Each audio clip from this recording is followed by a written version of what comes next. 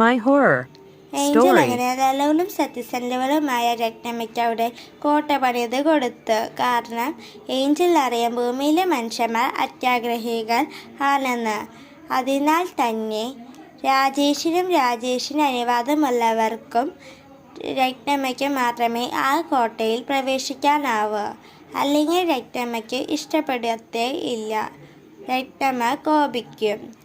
ഇങ്ങനെ ഇരിക്കുന്ന സമയത്ത് അവിടെ തീപിടുത്തമുണ്ടായി. എങ്ങനെ തീപിടുത്തമുണ്ടായെന്ന് അറിയില്ല. ആ തീപിടുത്തത്തിൽ രാജേഷ് മരിച്ച്.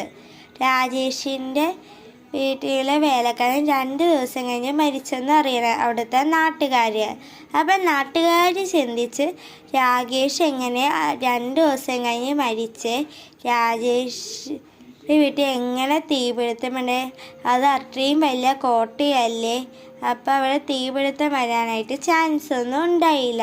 അപ്പോൾ എങ്ങനെ തീപിടുത്തം ഉണ്ടാവണമെന്ന് അറിയാത്ത ആ ഒരു കാര്യം ആ നാട്ടിലാകെ പാട്ടായി. ഇങ്ങനെ ഇരിക്കുന്ന സമയത്ത് വർമ്മയാണ് ആ ഭൂമിയുടെ യഥാർത്ഥ ഉടമ. ആ ഉടമയാവട്ടെ ആ കോട്ട പുതുക്കി പണിതു. കഥ തുടരുന്നു.